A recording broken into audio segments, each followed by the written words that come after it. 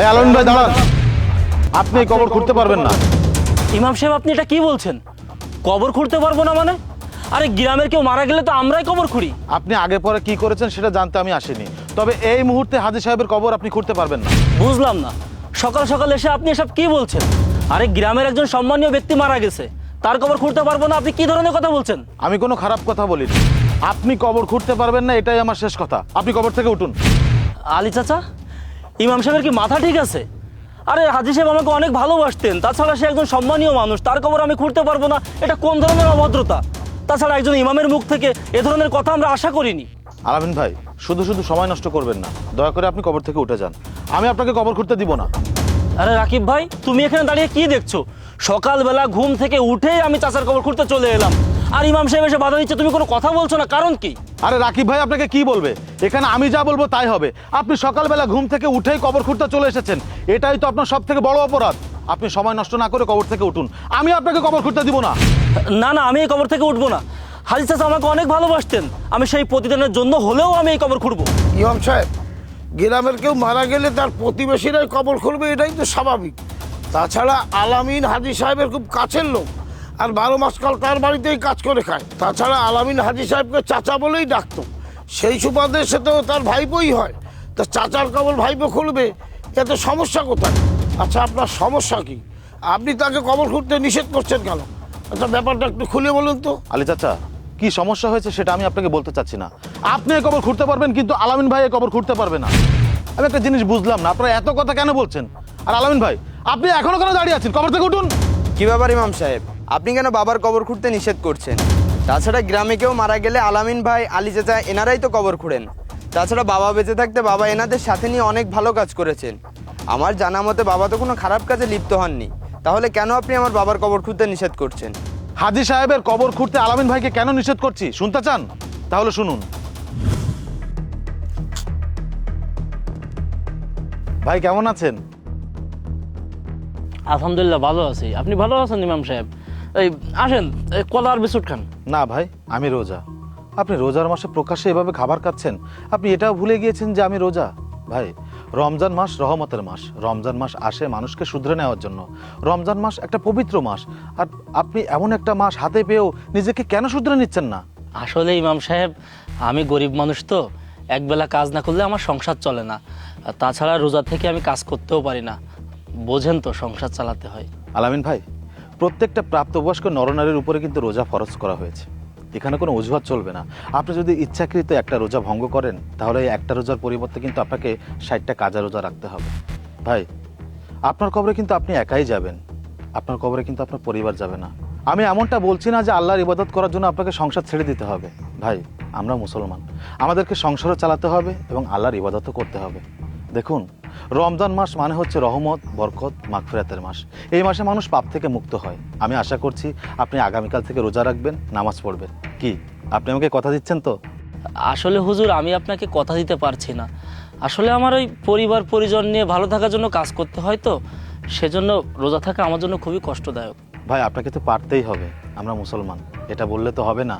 ভাই, আগামীকাল থেকে আপনি ফজরের নামাজ মসজিদে এসে জামাতের সাথে আদায় করবেন এবং আপনি রোজা থাকবেন। ভাই, আরে এই 2 টাকার ইমাম, তুমি এখানে এসে আমাকে এত জ্ঞান দিচ্ছ কেন? আমি বললাম না আমি রোজা থেকে কাজ করতে পারি না, আমার পরিবার পরিজন আছে, যত সব 2 টাকার ইমামতি করে আমাকে এসে জ্ঞান দিতে। আচ্ছা আলামিন ভাই, আপনি কি ফজরের নামাজ আদায় করেছেন? মানে না, ফজরের রক্তে একটু শীত শীত ভাব ছিল তো, যার জন্য মসজিদে যাওয়া হয়নি। আপনি মসজিদে নামাজ আদায় করতে পারেননি তাতে কি? নামাজ তো বাড়িতেও আদায় করা যায়। তাছাড়া মহল্লার মসজিদের তো একটা হক আছে। আমাদের প্রত্যেকটা মানুষের উচিত মহল্লার মসজিদে গিয়ে জামাত সহকারে নামাজ আদায় করা। ইমাম সাহেব, আপনার কথা আমি বুঝতে পেরেছি। আলামিন যেটা করেছে অন্যায় করেছে। আলামিনের উচিত ছিল আপনাদের কথা মোতাবেক নামাজ পড়া এবং রোজা রাখা, সেটা সে করতে পারেনি। তবে আপনাকে আলামিনের পক্ষ থেকে আমি কথা দিচ্ছি, জোহরের ওয়াক্ত থেকে সে আমাদের সঙ্গে জামাতে নামাজ আদায় করবে। জোহরের ওয়াক্ত থেকে আলামিন ভাই জামাতে নামাজ আদায় করবে, তাহলে তো আলহামদুলিল্লাহ। কিন্তু এই আলামিন ভাইকে এখন আমি এই কবর খুঁড়তে দিব না। একজন হাজী সাহেবের কবর খুঁড়বে একজন বেনামাজি, এটা তো হতে পারে না। শুধু হাজী সাহেবের বেলায় না, আমাদের প্রত্যেকটা মানুষের উচিত তাদের কবর যেন কোনো বেনামাজি খুঁড়তে না পারে। এখন আমরা সচেতন মহলে বাস করি, আর আমাদের হক তো আমাদেরই আদায় করতে হবে। আমাদের হুঁশ থাকতে আমরা এমন পাপ কাজে তো লিপ্ত হতে পারবো না। ইমাম সাহেব, আলামিন ভাই তো জোহরের রক্ত থেকে নামাজ আদায় করবেন, তাহলে তিনি বাবার কবরটা খুঁড়ুক না। রাকিব ভাই, আপনি কোনো কথা বলবেন না। আপনার বয়স অল্প, তাই হয়তো আপনি অনেক কিছু জানেন না। আমি একজন জানলেওয়ালা মানুষ এখানে উপস্থিত, আর আমার জানা সত্ত্বে আমি এমন পাপ কাজটা এখানে করতে দিতে পারি না। ইমাম সাহেব, তাহলে এখন কবর খোঁড়ার জন্য লোক পাবো কোথায়? ইমাম সাহেব, আসলে আমি আপনার সাথে অনেক বড় অন্যায় করে ফেলেছি, যার জন্য আমি আপনার কাছে ক্ষমা চাচ্ছি। আপনি আমাকে ক্ষমা করে দিন। তবে আমার একটা অনুরোধ, আমি হাজী চাচার অনেক ঘনিষ্ঠ ছিলাম, যার জন্য আপনি আমাকে কবরটা খুঁড়তে দিন না। আর আমি কথা দিচ্ছি, জোহরের ওয়াক্ত থেকে আমি জামাতের সহিত নামাজ আদায় করবো ইনশাআল্লাহ। আপনি কবর খুঁড়তে পারবেন না। উঠুন, কবর থেকে উঠুন।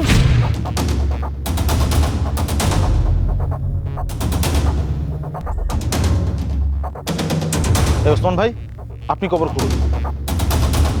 ইমাম সাহেব, আপনি যে আলামিন ভাইকে তুলে দিয়ে ওসমান ভাইকে কবর খোঁড়ার আদেশ দিচ্ছেন, আলামিন ভাই নামাজ পড়ে না ঠিক আছে, কিন্তু ওসমান ভাই কি নিয়মিত 5 ওয়াক্ত নামাজ আদায় করে? হ্যাঁ, ওসমান ভাই হয়তো বয়স কম, কিন্তু ওসমান ভাই প্রতিনিয়ত আমাদের সাথে মসজিদে গিয়ে 5 ওয়াক্ত জামাতের সাথে নামাজ আদায় করে। আপনি তো হাজী সাহেবের ছেলে, কই আপনি তো ঠিকঠাক মতো নামাজ পড়েন না। রাকিব ভাই, এই দুনিয়াতে কিন্তু কেউ কারো না। আপনি মারা গেলে একান্ত আপনার আমল ছাড়া কিন্তু কবরে কিছুই যাবে না। আমি শুধু আপনাকে উদ্দেশ্য করে বলছি না, এখানে যারা উপস্থিত আছেন সকলকে উদ্দেশ্য করেই বলছি, এই দুনিয়াতে নামাজের বাইরে কিন্তু কিচ্ছু না।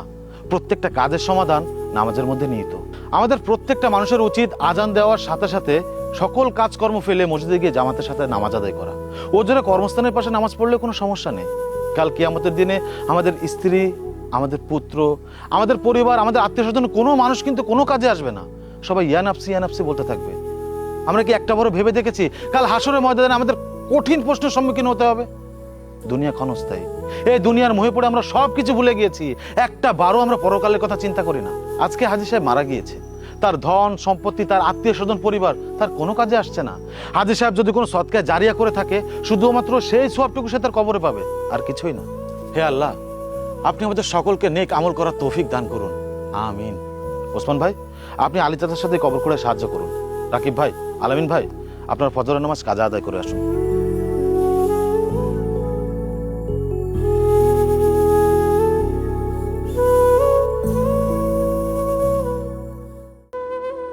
এই সবাই দাঁড়ান। আমি বাবার বড় সন্তান, আমাকে না জানিয়ে বাবার লাশ কেন এখানে দাফন করতে নিয়ে এসেছেন? বাবাজি, তুমি তো ঢাকাতে ছিলে, তোমার সঙ্গে যোগাযোগ করার অনেক চেষ্টা করেছি। তাছাড়া তোমার মোবাইলটাও বন্ধ ছিল। যাই হোক, তুমি এসেছো ভালোই হয়েছে। তোমার কি কেউ আর আসতে বাকি আছে নাকি? না, আর কেউ বাকি নেই। এই রাকিব, আমাকে না জানিয়ে বাবার লাশ এখানে দাফন করতে কে আনতে বলেছে? ভাইয়া, এটাই তো আমাদের কবরস্থান। গ্রামের কেউ মারা গেলে এই কবরস্থানে দাফন করা হয়। এই রাকিব, গ্রামের সবাইকে আর আমাদের বাবাকে তুই এক করলি নাকি? এখানে গ্রামের ফকির মিসকিন মারা গেলে তাদেরকে কবর দেওয়া হয়, আমার বাবাকে আমি এখানে কবর দিতে দিব না। আলামিন, মূর্খের মতো কথা বলছো কেন? এটা মসজিদের কবরস্থান। এখানে গ্রামের কেউ মারা গেলে এখানেই কবরস্থ করা হয়, আর একজনের কবর জিয়ারত করলে সকলের কবরই জিয়ারত করা হয়ে যায়। আচ্ছা দেখো বাবা, আমি তোমার বাবার বাল্যবেলার বন্ধু, ব্যাপারটা আমি দেখছি। তুমি দাঁড়াও। এই ওসমান, এই লাশটা নামাও। এই চাচা দাঁড়ান, আমার বাবাকে আমি এই ভেজা মাটিতে রাখবো না। এই রাকিব, দ্রুত গিয়ে একজন রাজমিস্ত্রি ডেকে নিয়ে আয়। আমার বাবার কবরে আমি টাইলস করে দিব, যাতে আমার বাবাকে কোনো পোকামাকড়ে কাটতে না পারে। আরে আলামিন ভাই, আপনি এসব কি বলছেন? আমি একজন মসজিদের ইমাম, এখানে দাঁড়িয়ে আছি। লাশ কিভাবে দাফন করতে হয়, কিভাবে দাফন করতে হয় না, সেটা আমি খুব ভালো করেই জানি। আর আপনাকে দেখে তো অসুস্থ মনে হচ্ছে, আপনার কিছু করতে হবে না। আপনি এখানে দাঁড়িয়ে থাকুন, যা করার আমিই করছি। আরে ইমাম সাহেব, 10 বাড়িতে ঘুরে ঘুরে খেয়ে দেখি আপনার মুখে কথা ফুটেছে। ইমাম সাহেব, আপনি জানেন না আমার বাবা সাধারণ কেউ না। আমার বাবা এই গ্রামের একজন ঘনিষ্ঠ পার্সন, একজন ভিআইপি পার্সন। আমার বাবা মসজিদে গেলে তাকে সামনের কাতারের লোকে জায়গা ছেড়ে দিত, আর সেই মানুষকে আপনি কিনা বলছেন ভেজা জায়গাতে রাখতে। তা তো আমি হতে দিব না। যেহেতু আমার বাবা একজন ভিআইপি পার্সন, সেক্ষেত্রে আমি আমার বাবার কবরটা টাইলস করে ভিআইপি ভাবে করতে চাই। আলামিন ভাই, একটা মানুষ মারা গেলে ইমান, আমল আর কাফন ছাড়া সাথে কিছুই নিয়ে যেতে পারে না। আপনি যে কথাগুলো বলছেন সম্পূর্ণ ইসলাম বিরোধী কথা। আপনি কথাগুলো বললে কিন্তু আপনার কুফরি করা হয়ে যাবে। এই আপনি থামুন তো, আপনার সাথে আমি কোনো কথা বলতে চাচ্ছি না। এই রাকিব, আমাকে না জানিয়ে আমার বাবার লাশের দাফন এখানে কে করতে বলেছে?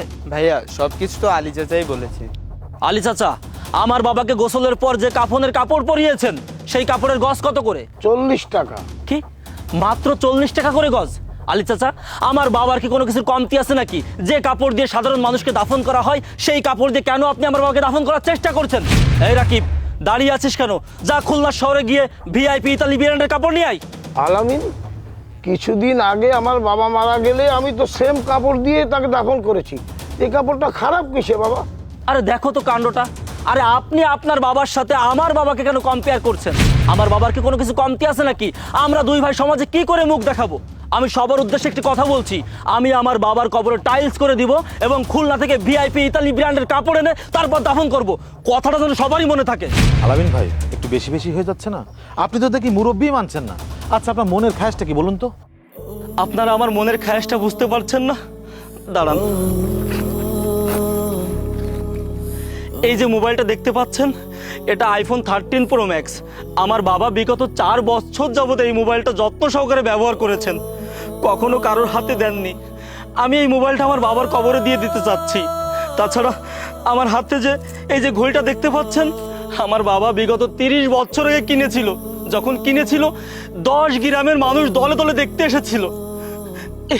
এই ঘড়িটা আমি আমার বাবার কবরে দিয়ে দিতে চাচ্ছি। আর আর আমি এখান থেকে কয়েক লক্ষ টাকা আমি আমার বাবার কবরে দিয়ে দিতে চাচ্ছি। বোঝেনি তো, আমার বাবা একজন কোটিপতি, এই গ্রামের স্বনামধন্য ব্যক্তি। যদি আমি আমার বাবার কবরে কিছু টাকা না দিয়ে দিই, তাহলে এলাকার লোকেরা কি বলবে? তাই তো আমি আলোচনা আলোড়ন সৃষ্টি করার জন্য আমি আমার বাবার কবরে এই সকল কিছু দিয়ে দিতে চাচ্ছি। আচ্ছা আলামিন ভাই, আপনার কথা কি শেষ হয়েছে? আপাতত আমার কথা শেষ হয়েছে, তবে পরে যদি আমার কিছু মনে পড়ে তাহলে আমি আবার কথা বলবো। না, আপনি যেহেতু বলেছেন আপনার কথা বলা শেষ, সেহেতু আপনাকে কথা বলার কোনো সুযোগ দেওয়া হবে না। আলামিন ভাই, আপনি যে নাস্তিকের মতো কথাগুলো বললেন আর যে আবদারটা করলেন, সেটা আমি কেন, এখানকার কেউ মেনে নিবে না। আমি সবার উদ্দেশ্যে একটা কথা বলতে চাই, আমরা এখান থেকে সবাই চলে যাব। আপনার বাবার লাশ আপনি একা দাফন করবেন। তবে এখান থেকে যাবার আগে আমি সবার উদ্দেশ্যে কিছু কথা বলতে চাই, সবাই কথাগুলো মনে রাখবেন। একটা মানুষ মারা গেলে তার সকল ক্ষমার দুয়ার বন্ধ হয়ে যায়। 2, একটা মানুষ মারা গেলে তার কোনো সম্পদ তার কোনো কাজে আসবে না। 3, আপনি যে একটু আগে বললেন যে আপনি আপনার বাবার কবরে আপনার বাবার ব্যবহৃত মোবাইল, আপনার বাবার হাতে দেওয়া ঘড়ি এবং কিছু টাকা পয়সা আপনি এই কবরে দিবেন। আলামিন ভাই, এগুলো কিন্তু আপনার বাবার কবরে কোনো কাজে আসবে না। এগুলো যদি দিতে হয় তাহলে কোনো এতিমখানা, কোনো মাদ্রাসায় দান করুন। আপনি যে বললেন যে আপনার বাবার কবরে আপনি আপনার বাবার ব্যবহার করা মোবাইল, আপনার বাবার ব্যবহার করা ঘড়ি এবং লাখ লাখ টাকা আপনি আপনার বাবার কবরে দিবেন। আলামিন ভাই, এগুলো কিন্তু আপনার বাবার কবরে কোনো কাজে আসবে না। এগুলো যদি দিতে হয় তাহলে কোনো এতিমখানা বা কোনো মাদ্রাসায় দান করে দিন। তাহলে সেখানে যারা আছে তারা খুশি হয়ে এই জিনিসগুলো পেয়ে আপনার বাবার জন্য দোয়া করবে। ইমাম সাহেব, আমি কিছু কথা বলতে চাই। জি চাচা, বলুন। বাবা আলামিন, তুমি যে আলোচনা আর আলোড়নের কথা বললে না, আলোচনা হবে ঠিকই, তবে সেটা ভালোর দিকে নয়, খারাপের দিকেই। আমার জানা মতে তোমার বাবা মানে আমার বন্ধু একজন দানবীর এবং কোটিপতি মানুষ ছিলেন। এই রসুলপুর গ্রামের 30 কিলোমিটার রাস্তার দুধারে গাছ লাগিয়েছে, তাতে কি তোমাদের সুনাম হয়নি? তাছাড়া এই গ্রামের অনেকগুলো মসজিদের সঙ্গে উনি সম্পৃক্ত ছিলেন এবং মসজিদের নির্মাণ কাজ সম্পূর্ণ করেছেন, তাতেও কি তোমাদের সুনাম হয়নি? এই গ্রামের অনেক অসহায় মানুষদের পাশে দাঁড়িয়ে তোমার বাবা সাহায্য করেছেন। অনেকের বিবাহযোগ্য মেয়ে ছিল, বিয়ে দিতে পারছিল না অর্থের অভাবে, সেই অর্থ তোমার বাবা তাদেরকে দিয়ে বিয়ের ব্যবস্থা করেছেন এবং গ্রামের অসহায় গরিব দরিদ্র হতদরিদ্র যারা আছে তাদেরকে সব সময় সাহায্য সহযোগিতার হাত বাড়িয়ে দিয়েছেন, তাতেও কি তোমাদের সুনাম হয়নি? বাবা আলামিন, তোমাকে একটা কথা বলি, তুমি এখানে দাঁড়িয়ে যে কথাগুলো বলেছো এগুলো সম্পূর্ণ শরিয়ত বিরোধী। ইসলাম এই কথাগুলো মানে না। ইসলামিক দৃষ্টিকোণ থেকে এগুলো সম্পূর্ণ হারাম, হারাম এবং হারাম। চাচা চলুন, আমরা কেউ লাশ দাফন করতে পারবো না। চলুন ইমাম সাহেব। ভাইয়া, সবাই তো চলে যাচ্ছে, সবাই চলে গেলে আমরা বাবার লাশ কিভাবে দাফন করব? তুমি প্লিজ একটা কিছু করো। চাচা, চাচা দাঁড়ান। চাচা, চাচা আপনি এভাবে চলে যাবেন না চাচা। আমি অনেক বড় অন্যায় করে ফেলেছি চাচা, আমাকে ক্ষমা করে দিন। ইমাম সাহেব, আপনি কোথায় যাচ্ছেন? আপনারা চলে গেলে আমার বাবার লাশ কে দাফন করবে? কেন আপনি দাফন করবেন? কারণ আপনার তো কোনো কিছুর অভাব নেই। না না ইমাম সাহেব, এভাবে বলবেন না। আপনারা চলে গেলে আমরা দুই ভাই থেকে কিভাবে বাবার লাশ দাফন করব? দয়া করে আমার বাবার লাশ দাফন করে যাবেন। এই রাকিব, এই তুই ওখানে দাঁড়িয়ে আছিস কেন? ইমাম সাহেব চাচার কাছে ক্ষমা চা। ভাইয়া, অন্যায় করলে তুমি করেছো আর ক্ষমা চাইবো আমি, এটা কেমন কথা? চাচা, আপনারা আমার বাবার লাশ দাফন না করে যাবেন না। আমি তো আমার ভুলটা স্বীকার করেছি, আপনার কাছে ক্ষমাও চাচ্ছি। চাচা, আপনি ইমাম সাহেবকে একটু বুঝিয়ে বলুন না। হ্যাঁ চাচা, আপনারা দয়া করে আমার বড় ভাইকে ক্ষমা করুন আর আমার বাবার লাশটা দাফন করার ব্যবস্থা করুন। ওঠো বাবা। তোমার বড় ভাই যখন তার ভুলটা বুঝতে পেরেছে তখন আর কি করার। আচ্ছা ইমাম সাহেব, এরা ছোট মানুষ, অর্থের মোহে পড়ে অনেক কথা বলে বলেছে, অনেক দম্ভ দেখিয়েছে, এদিক তাকালে তো হবে না। ওদেরকে ক্ষমা করে দিয়ে চলুন ওর বাবার লাশটা দাফন করে দেওয়ার ব্যবস্থা করি। ঠিক আছে আলামিন ভাই, চলুন।